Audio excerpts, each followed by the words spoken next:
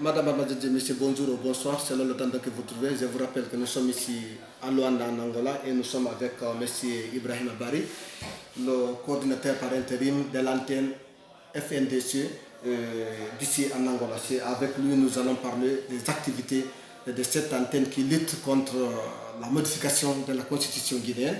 Comme vous le savez bien, depuis le 14 octobre de ce mois, aujourd'hui je vous rappelle, nous sommes le 27 octobre 2019, depuis le 14, ce mouvement a lancé des manifestations un peu partout, non seulement à Guinée, mais aussi à l'extérieur du pays, notamment au Sénégal, au Libéria, au Mali, un peu partout. Ici aussi en Angola, nous avons une antenne qui est dirigée intérimairement par M. Ibrahim. Bonjour. Bonjour, monsieur Soleiman.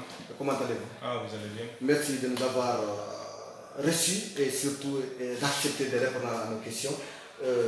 Dites-nous comment est-ce que l'antenne est installée ici en Angola. On dit l'antenne de cette organisation qui lutte contre la modification de la constitution guinéenne.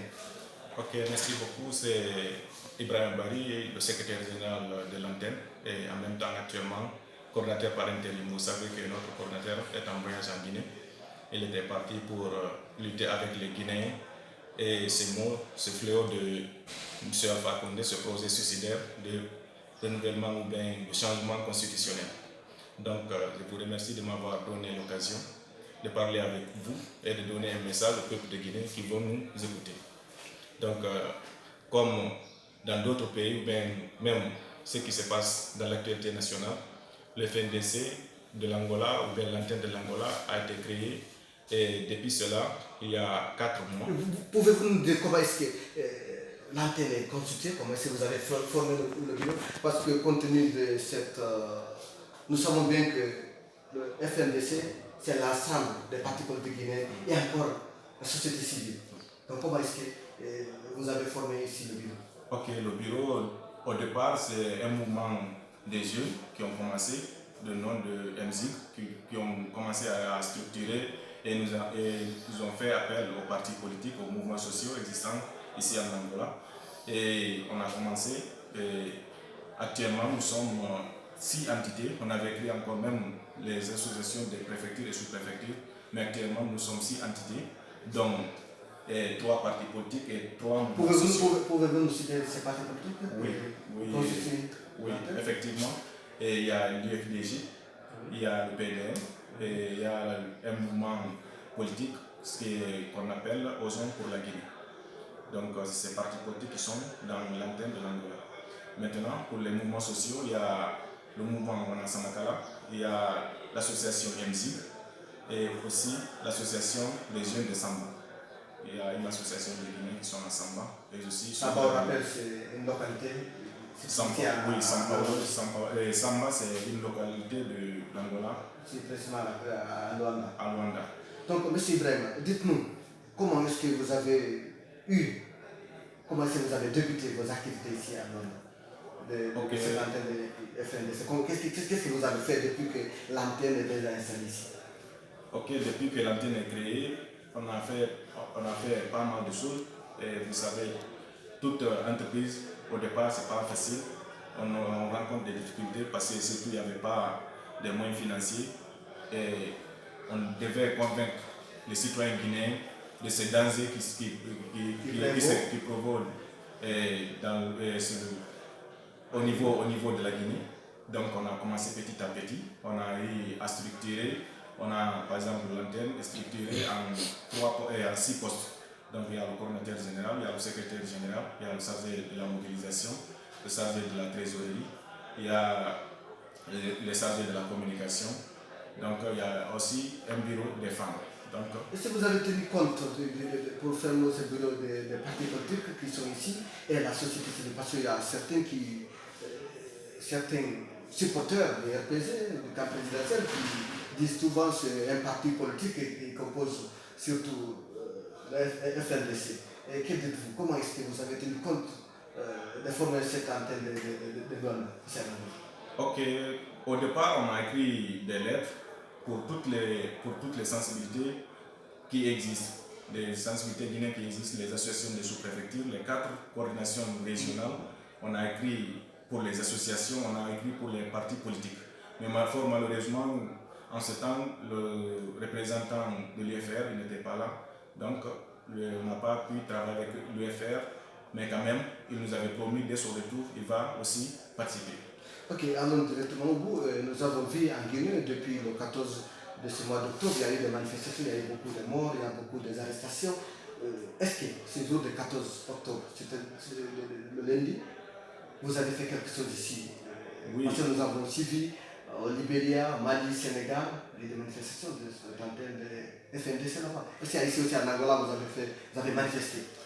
Ok, parlant d'une manifestation parfaite sur la rue, on n'a pas pu le faire, mais c'est compte tenu et ce qui se passe dans ce pays. Vous savez, ici, c'est un pays exceptionnel, un pays qui a fait 30 ans de guerre, très sensible à ce genre de choses, de manifestations, mais quand même, on avait pu organiser une déclaration où il y avait eu pas mal de monde, pas mal de jeunes Guinéens qui sont volontaires pour accompagner ce processus jusqu'à la victoire finale du peuple de Guinée.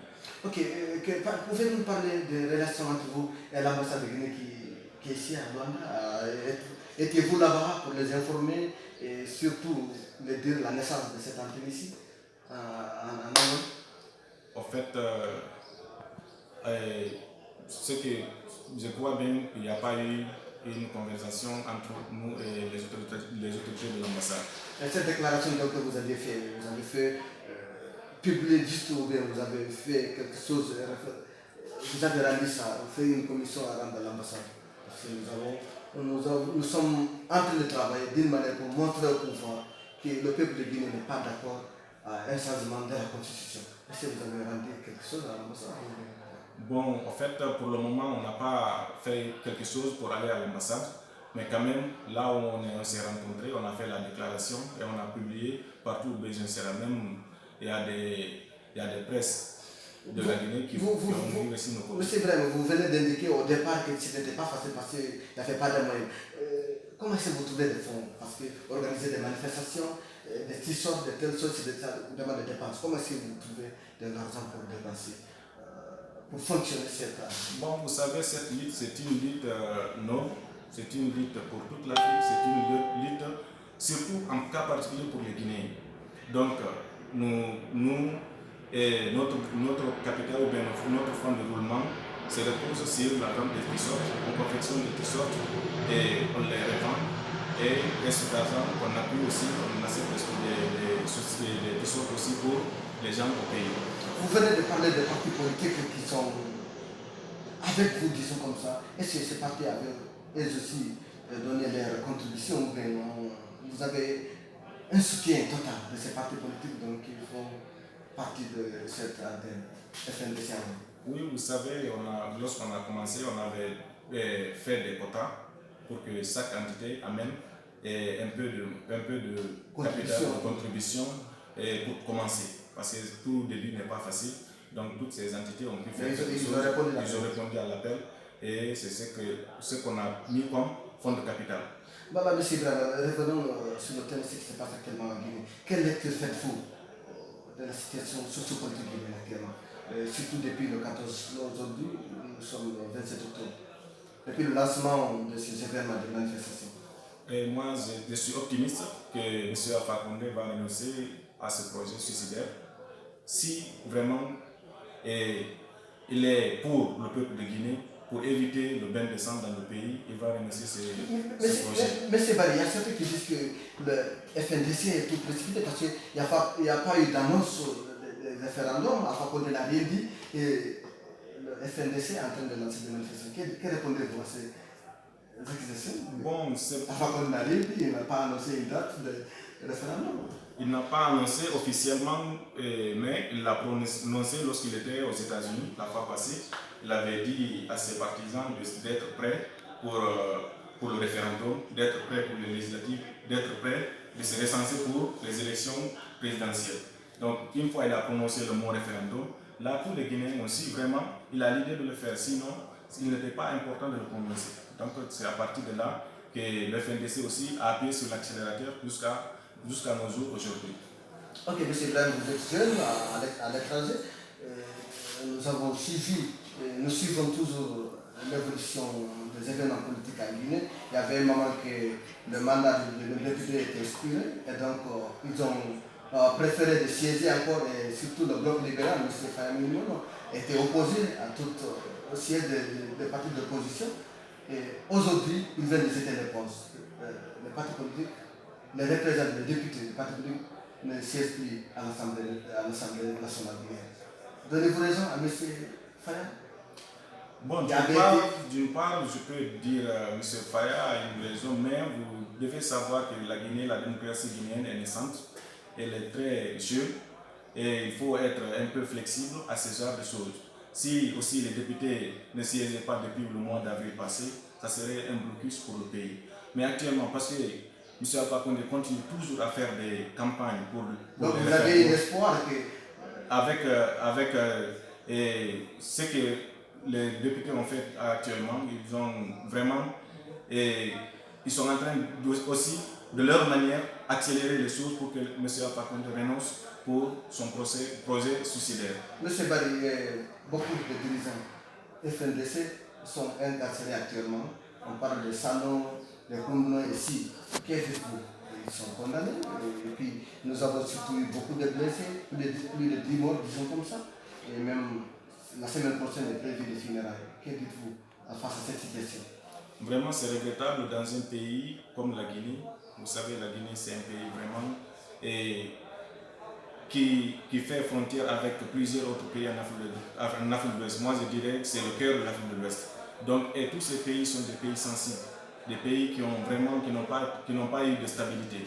Je peux dire en Guinée-Bissau, vous savez ce qui se passe en Guinée-Bissau, au Sénégal vers la zone de Casamance, le Mali actuellement, la Côte d'Ivoire qui vient de sortir de la guerre, le Libéria aussi, et même la Sierra Leone. Donc, tout le monde doit se donner les mains pour ne pas que ces genre de choses arrivent. Je regrette très fort qu'on condamne des gens qui veulent vraiment défendre la Constitution. Et surtout, il y a aussi dans ça l'arrestation des militaires.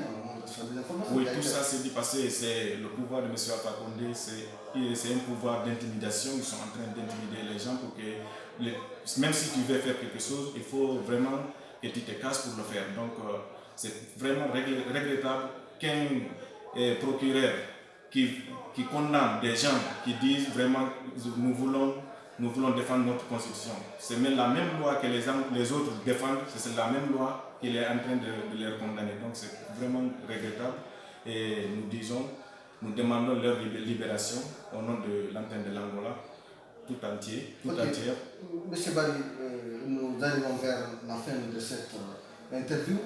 Et quel message avez-vous pour la jeunesse guinéenne, surtout la diaspora guinéenne? Nous sommes ici en Angola, nous avons des Guinéens un peu partout dans le monde, et surtout en Europe aussi, en Amérique. Quel message avez-vous pour la jeunesse guinéenne qui ont choisi de vivre actuellement à l'extérieur? Ok, le message que je dirais à la jeunesse guinéenne, c'est de prendre courage. Et la Guinée a toujours eu des arts de ce problème, mais ça va passer un jour.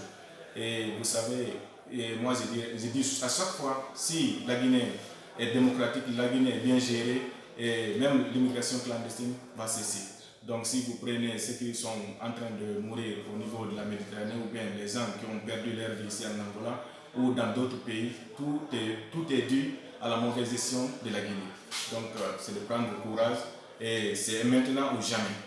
Parce que si M. Alpha Condé réussit à ce projet, la Guinée est foutue à jamais, la jeunesse de la Guinée va perdre leur espoir. Donc, du courage à tout le monde pour qu'on aboutisse à cette lutte noble, pour que la Constitution ne soit pas changée, ni modifiée, ni rien. Madame Abadji, c'est vous qui le suivez un peu partout dans le monde. Je vous rappelle que nous étions avec M. Ibrahim Barry, c'est lui qui est le coordinateur par intérim de l'antenne de FNDC ici à Angola. Vous avez au micro votre serviteur Suleiman Diallo, derrière la caméra nous avons M. Idrissa Diallo. Nous vous remercions infiniment et en espérant de vous retrouver la semaine prochaine avec un autre invité. Ici il y a plein de jeunes, nous avons des jeunes talents ici en Angola qui sont là en train surtout de lutter pour le bonheur de Guinée. Et je vous promets de revenir avec un autre invité très prochainement. Merci de nous avoir suivis. À très bientôt. Merci.